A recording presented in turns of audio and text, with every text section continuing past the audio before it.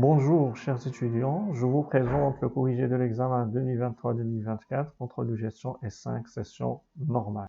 La première partie concerne la gestion budgétaire.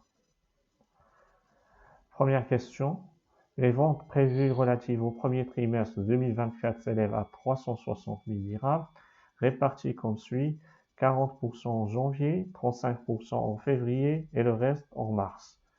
Les clients payent au comptant 20% le mois suivant, 30% et le mois d'après le reste. Le montant de 90 000 dirhams figure au poste client et compte rattaché du bilan du 31 décembre 2023 serait entièrement encaissé le mois de janvier 2024. La TVA facturée selon le régime de droit commun du mois de janvier est de 28 800. Première solution. Deuxième solution, les encaissements de février 2024 s'élèvent à 68 400 dirhams. Troisième solution, les encaissements des ventes du mois de mars 2024 s'élèvent à 153 360 dirhams. Ou bien, autre réponse. Donc, on met devant nous les données de l'exercice et on recommence la lecture. Premier élément, c'est qu'on cherche les ventes prévues du premier trimestre au niveau de nos données. Donc, les ventes prévues du premier trimestre s'élèvent à 360 000 et qu'il est hors taxe. Voilà. Je vais la surligner. Vente s'élève à 368 000 et elle est hors taxe parce qu'il n'y a pas une indication et on cherche les ventes prévues.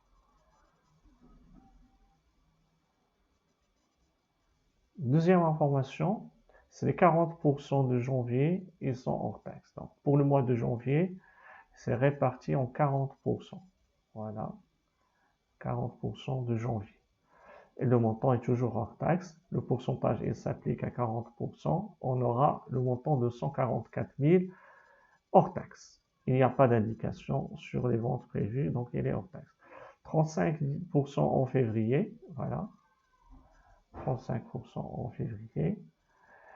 Et ça va nous donner un montant hors taxe de 126 000. Ce sont des ventes prévues ou réalisées durant les 3 premiers mois. Donc 25% en mars, donc c'est le reste. Le reste c'est 25%. Donc nous avons 40 plus 35 c'est 75. Il reste 25% multiplié par 360 000, ça va nous donner 90 000. Je passerai aux ventes de janvier. Maintenant, je vais chercher la première solution. Est-ce qu'elle est valable ou pas? Donc, les ventes de janvier hors taxe, 144 000, comme il est mentionné. Donc, les ventes janvier TTC seront égales à 144 000 multiplié par 1,2. Ça nous donnera un taux normal de 20%, ce qui va nous donner 172 800. Donc, les encaissements au comptant de janvier. Donc, pour janvier, les encaissements au comptant de chaque mois. Alors, on va lire les données. Les clients payent au comptant. Voilà. Le pourcentage de 20%. 20% de ces ventes TTC qui concernent le mois de janvier, ils seront versés le même mois au comptant. Ça va nous donner 34 560. Donc, les encaissements en janvier relatifs à décembre. Donc, relatifs à décembre, qui reste, c'est 90 000. Voilà l'information. Donc, le montant de 90 000, vous constatez, figure au poste client et compte rattaché du bilan 31. Ce qui est encore plus intéressant, c'est qu'il est entièrement encaissé le mois de janvier. Donc, 90 000 concernant le mois de janvier. Donc, ici, on est en train de chercher la première solution, la TVA facturée selon le régime de droit commun qui est le régime d'encaissement. Donc, le total des encaissements de janvier, c'est ce qui est au comptant et ce qui est reçu d'après le mois de décembre. Donc, 90 000, ça va nous donner 124 560. Donc la règle ici des mois précédents ne s'applique pas parce que il y a, avant le mois de janvier, un bilan qui a été déjà clôturé. Donc le montant, il est versé entièrement en janvier, qui est relatif à ce qui se passerait comme, client et compte rattaché comme créance relatif à l'exercice précédent. Donc voilà, je cherche maintenant la TVA facturée parce que c'est TTC, donc je divise par 1,2 et je multiplie par 20%, ce qui va nous donner 20 760. Donc la première solution, elle est erronée. Je vais la supprimer. Voilà,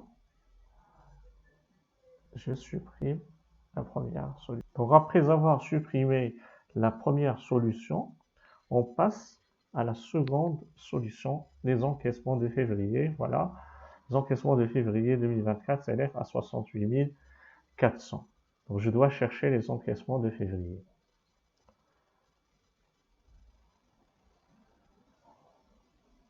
Donc pour le mois de février, nous avons les ventes hors taxes, comme on a déjà mentionné, à 126 000 et TTC est égal à 151 200. Les encaissements au comptant pour le mois de février, comme on a toujours dit, au comptant c'est 20% et on applique. Et relatif à janvier, à février, on applique également le montant de vente hors taxe, on le rend TTC, ce qui va nous donner un montant de 172 800. Alors, ce montant-là, on l'a déjà calculé précédemment, c'est juste pour rappeler la méthode de calcul. On va lui encaisser combien le mois suivant? C'est 30%. Donc, 30% pour le mois suivant. Ce qui va nous donner un encaissement en février qui est égal à 51 840. Si je remonte à décembre, j'ai déjà versé la totalité du montant pendant le mois de janvier. Donc je vais m'arrêter là pour calculer les encaissements de février. Ils sont égaux à 820 000, 82 000 plutôt 80. Ce qui nous a donné que les encaissements de février ne sont pas égaux. Et donc la deuxième réponse, elle est erronée également. Passons maintenant à la troisième réponse, c'est-à-dire les encaissements pour le mois de mars. Donc les ventes hors taxes, 90 000 TTC, ça devient égal à 108 000 exactement. Donc les encaissements au comptant qu'on vient de mentionner, c'est 20%. Alors c'est 21 600. Alors les encaissements relatifs à février réalisés en mars, c'est le taux de 30%, mais bien avant, je vais le transformer TTC, ce qui va me donner un montant de 151 200. J'applique le pourcentage de 30% et ça va me donner un encaissement pendant le mois de mars relatif à février égal à 45 360. Je passe maintenant aux encaissements relatifs à janvier réalisés en mars, les 2 mois auparavant. C'est le reste, c'est déjà le montant. On a déjà calculé, donc le reste est égal à 50% des ventes qui sont TTC pendant le mois de janvier. Ce qui va me donner un total de 86 400. Donc le total décaissé en mars, il est égal à 153 360. Voilà notre solution, qui sont les encaissements de mois de mars pendant l'année 2024. Il s'élève à 153 360. C'est la bonne réponse. Je passe maintenant à la question suivante. Donc la question suivante, il dit quoi? Nous avons un taux de rentabilité interne du projet A. Voilà, le projet A est de 10% et le projet B est de 12%.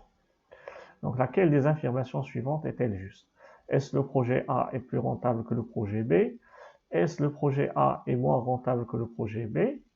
Est-ce que la vanne du projet B est négative avec un taux d'actualisation de 10%? Donc pour la première solution, le projet A n'est pas le plus rentable que B parce que le tri, elle est inférieur. Donc automatiquement, sur la base du critère du tri, Donc c'est le projet A qui est le moins rentable.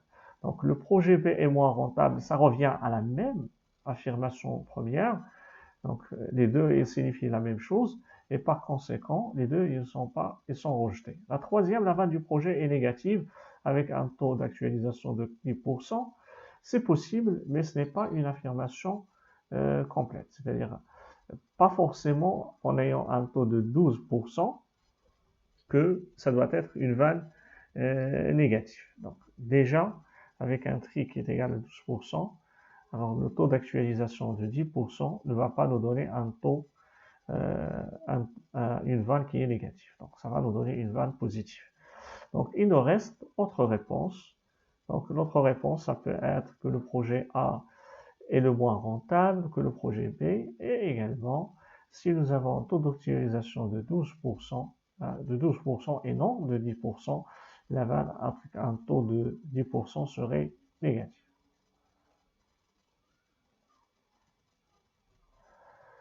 Je passerai maintenant à la question suivante.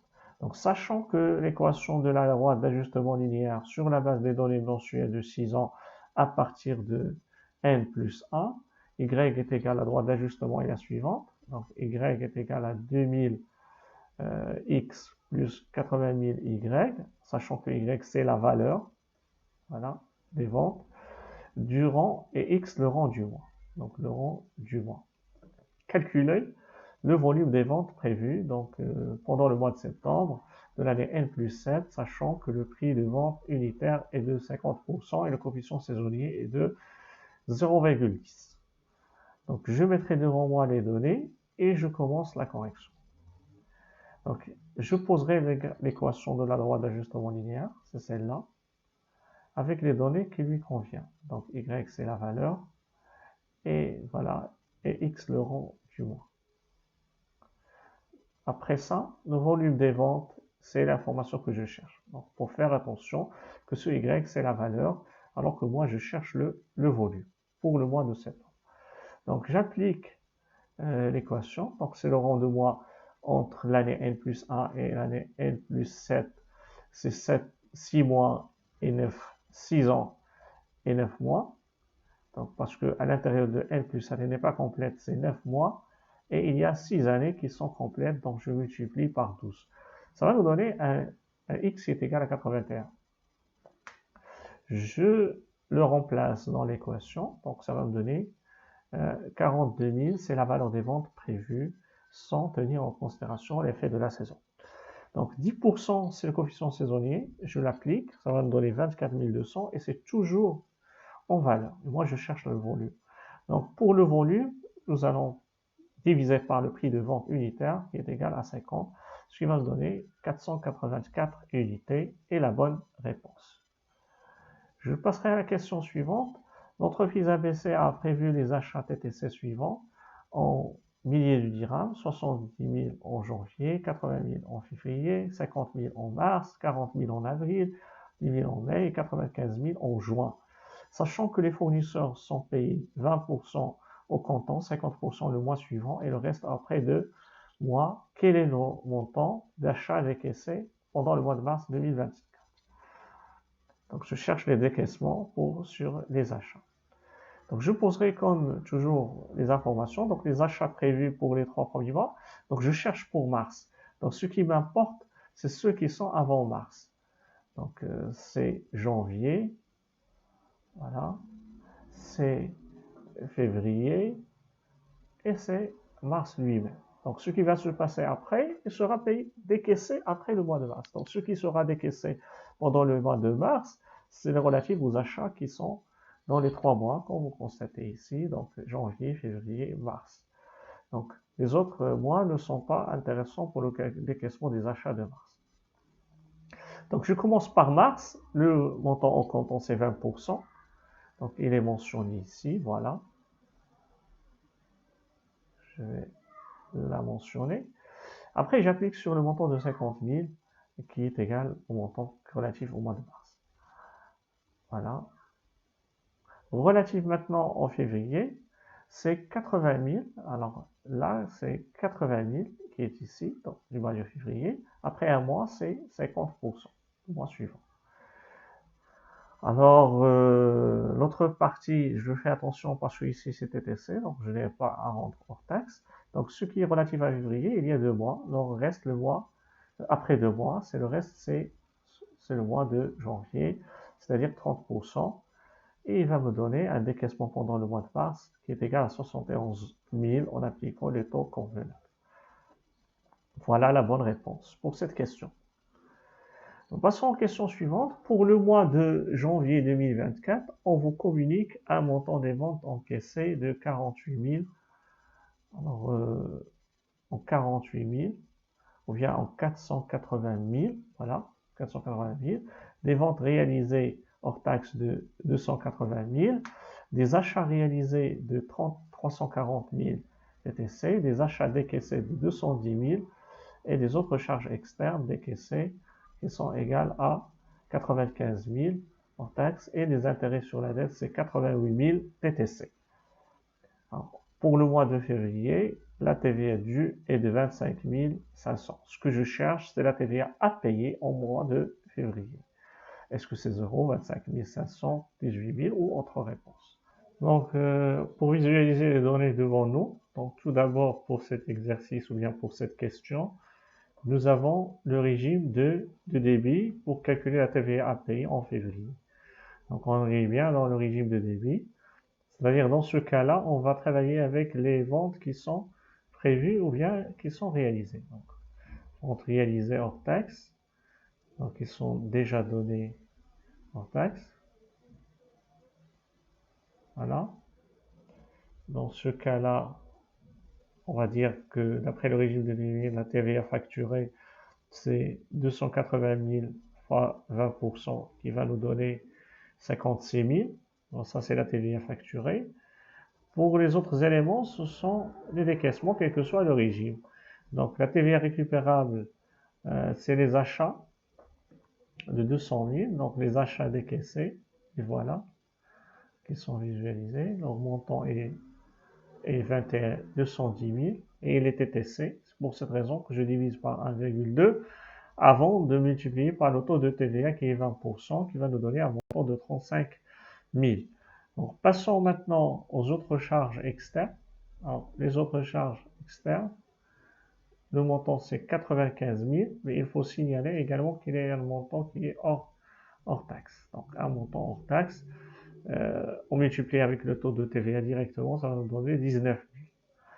Troisième élément, c'est les intérêts durant ce mois, qui sont de 88 000 et les TTC. Donc, je rappelle ici que la TVA, le taux de TVA, c'est 10% pour les intérêts bancaires, et ce qui va me donner une division par rapport à 1,1, 1 plus le taux de TVA qui est 10%, étant donné que ce montant, il est TTC, comme vous visualisez dans les données. Donc, je fais la somme de la TVA récupérable, ça va me donner 62 000, et la TVA du janvier, elle est négative, donc on ne va rien payer pour le mois précédent, et on va constater un crédit d'impôt. Donc, la TVA à payer en février est égale à 0. Voilà le choix de la bonne réponse au niveau de cette question. Passons maintenant à une autre question. L'entreprise ABC met en fabrication des produits finis par lot. La demande annuelle est de 7200 unités. Alors, le coût de lancement d'un lot de fabrication est de 8640. Voilà. Et le coût de possession d'un produit en stock est de 10 dirhams par mois. Donc, pour chaque unité, pour chaque mois, le coût de possession est égal à 10 dirhams. En se basant sur le modèle de Wilson, donc ce qui est demandé, c'est de calculer le nombre optimal de commandes annuelles. Alors, ici, nous avons les différentes situations possibles dans lesquelles nous allons retrouver la bonne réponse. Donc, je calcule le nombre optimal de chaque commande et je calcule la quantité optimale et je calcule la durée entre chaque deux commandes pour vérifier laquelle de ces informations est correcte. Sinon, je vais cocher autre réponse. Donc, je mets devant moi les données et je commence la correction. Le coût de lancement, on vient de dire, elle est de 8640. Ça, c'était la demande, mais celle-là, c'est le coût de passation d'une commande, multiplié par le nombre de commandes N. Le coût de possession est égal à 10 dirhams par produit par mois, voilà, par produit par mois, d'un seul produit, ou bien d'une seule unité en stock, ce qui va nous donner que voilà, par un produit, par un mois, et voilà, donc ça donne 120 dirhams pour chaque produit pendant une année. Donc le stock moyen, il est égal à la demande annuelle divisée par 2N, 2N. Donc ce qui va me donner que c'est 7200 sur 2N, donc 7200, la voilà. Donc c'est la demande annuelle.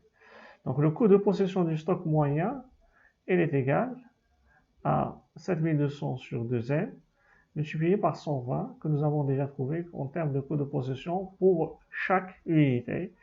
Ici, c'est pour le stock moyen durant la période d'un mois. Donc je passe les calculs, ça va me donner 432 000 divisé par n. Donc j'ai multiplié par 120, j'ai divisé par 2, ça va donner 432 000 sur n.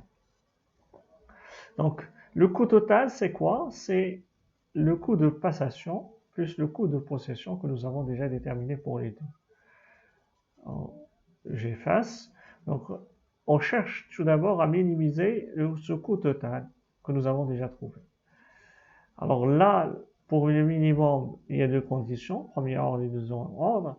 Donc je vais faire absolument par écrit la condition de premier ordre, qui est de la dérivée première par rapport à n, qui est de la variable, le nombre de commandes est égal à 0. Donc la dérivée de 8640 n, c'est 8640. Alors 432 000 sur n, c'est moins 432 000 sur n à la puissance 2. Donc on a dit que cette dérivée première est égale à 0. Bon, en effectuant les calculs nécessaires, bon, je vais transférer la place de 432 000 sur n au carré de l'autre côté, de lien positive, comme il est indiqué à ce niveau-là. Voilà. Ça donne 432 000 sur n au carré. Donc je permute les places de 8640 par n au carré, ce qui va nous donner que n au carré est égal à 50. Sa racine carrée est égale à racine de 50. Alors n est égal à racine carrée de 50, comme il est mentionné à ce niveau-là. Ce qui va nous donner une valeur de 7,07, environ 7 commandes par an. 7 commandes par an, donc d'une quantité optimale, si on prend la demande annuelle et je la divise, voilà, la demande annuelle et je la divise par le nombre de commandes, ça va nous donner la quantité optimale que nous allons acheter dans chaque commande, qui est égale à 1028,57. Comme vous pouvez le constater, donc la première solution est fausse, la deuxième également elle est erronée. Donc je passerai maintenant à vérifier la troisième. La durée entre deux commandes, c'est le nombre de jours annuels, donc dans l'année commerciale, c'est 360 jours sur 7, est égal à 51,42, ce qui est largement supérieur à l'information qui est donnée. Donc la bonne réponse, c'est autre réponse par rapport à cette question-là. Je passe à la question suivante, ou bien à l'exercice suivant. L'entreprise ABC a estimé les CAF, les capacités de financement d'exploitation suivantes.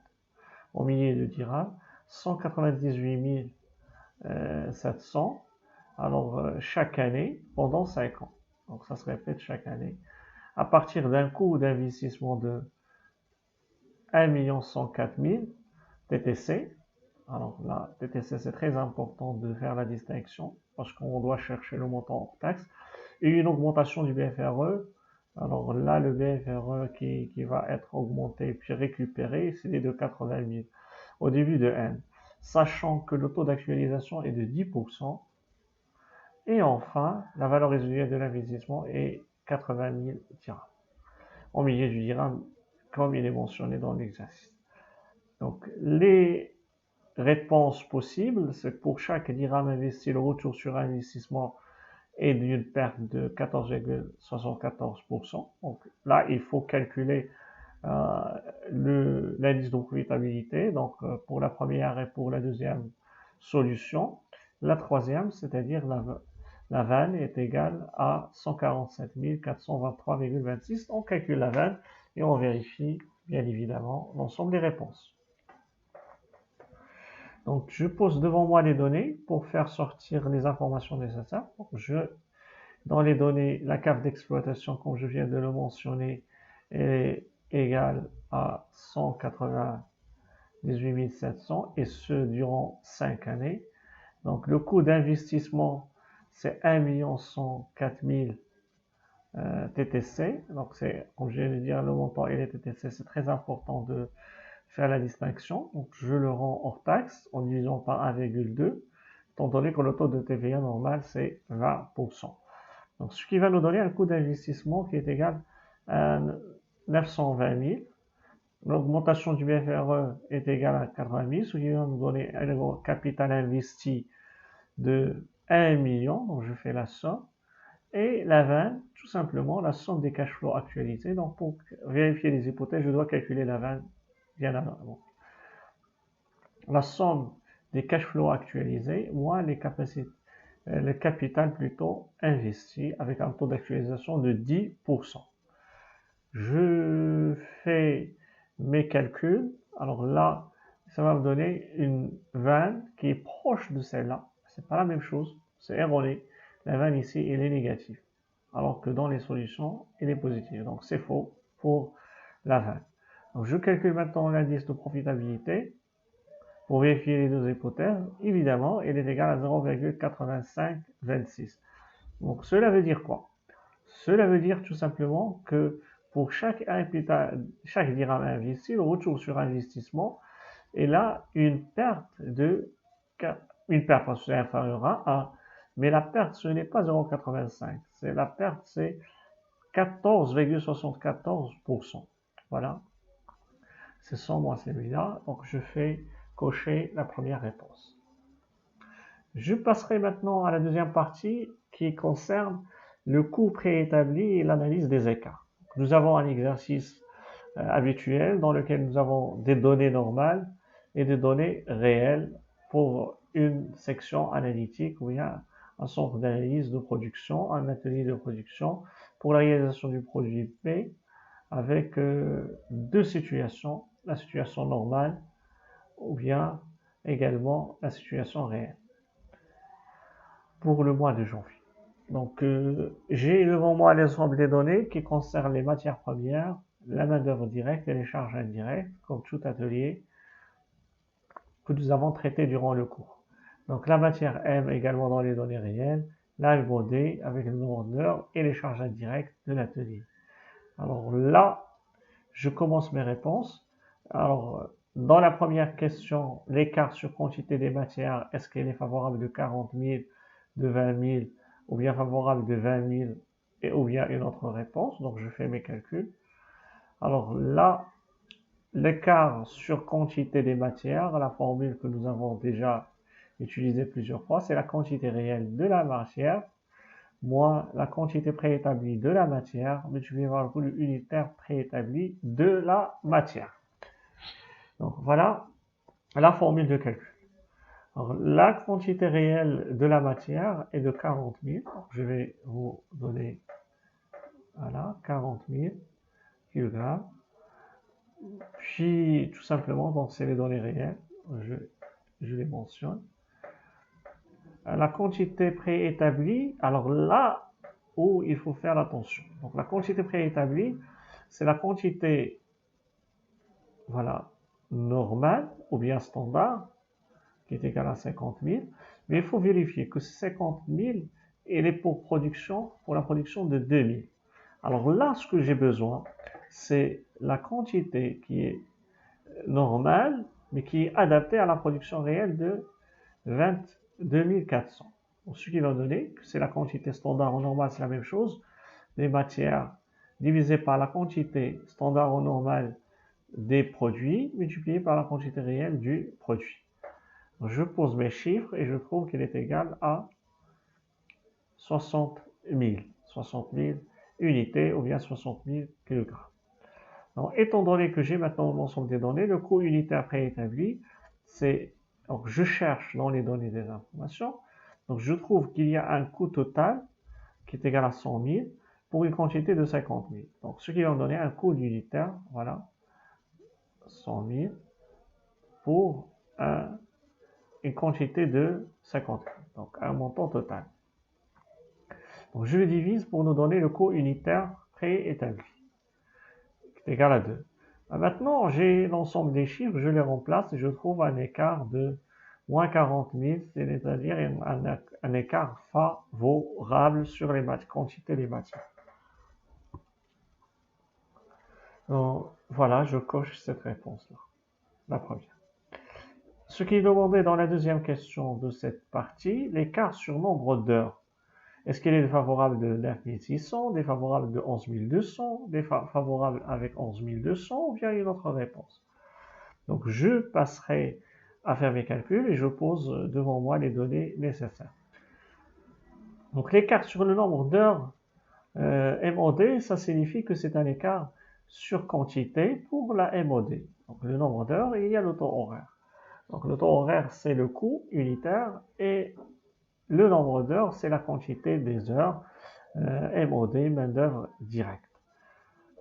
Donc, je pose ma formule habituelle. Donc, je vais simplifier ici la quantité pour faciliter un petit peu le fait de retenir les formules qui sont utilisées. Donc, l'écart de quantité de la main-d'œuvre directe égale la quantité réelle de la main-d'œuvre directe moins la quantité préétablie de la main-d'œuvre directe utilisée par le coût unitaire établi de la MOD. C'est le même principe que nous avons utilisé pour la matière. Donc, j'ai fait la même méthode. Je trouve qu'il y a un nombre d'heures de 720. Je passe maintenant au coût unitaire, c'est la même chose. Donc, vous avez 36 000.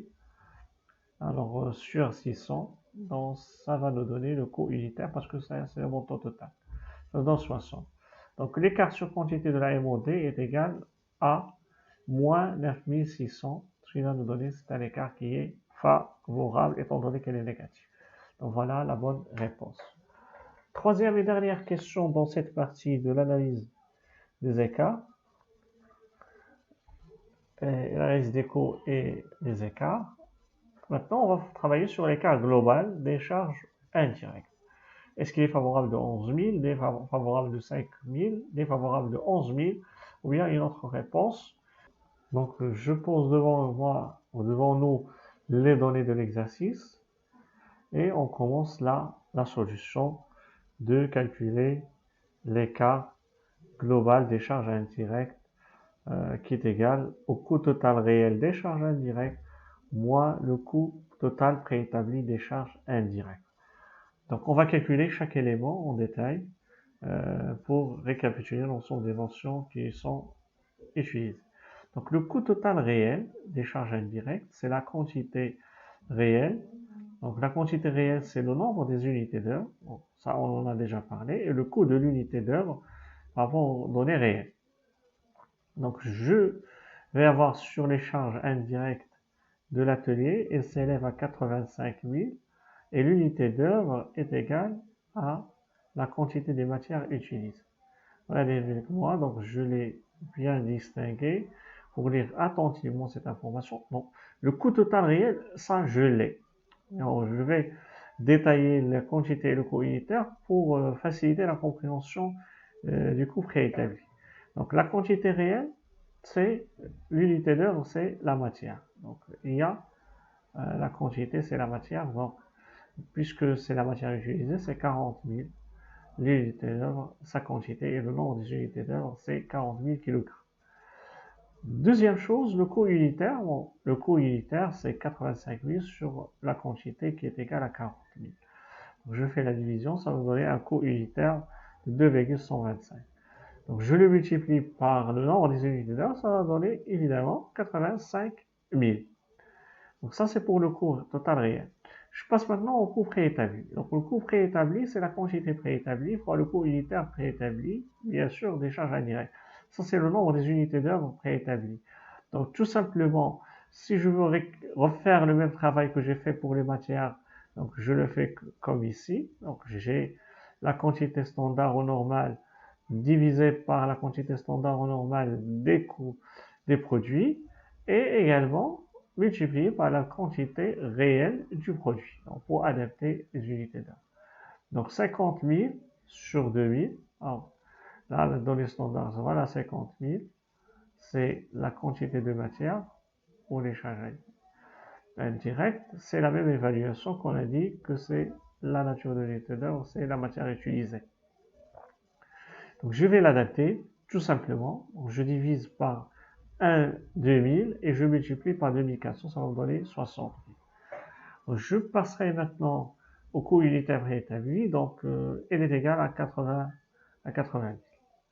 Donc, faites un petit peu attention, le coût unitaire 80 000 sur 50 000. Pour les données réelles, j'aurais pu prendre 85 000 sans aucun problème. Mais pour le coût préétabli, je ne peux pas prendre 80 000 entièrement. Pourquoi? Parce que ces 80 000, ils sont liés à la production de 2000 unités. Alors que 85 000 est lié à la production de 2400 unités. C'est pour cette raison qu'on doit adapter et faire la distinction entre la quantité préétablie et la quantité standard au normal. Alors, le coût unitaire préétabli est égal à 1,6. Donc, je fais mes calculs. Je trouve que c'est égal à 96 000. Alors, là, le coût préétabli des charges indirectes. Ça ne me reste que faire la différence. Ça va me donner un écart de moins 11 000, c'est-à-dire un écart qui est favorable.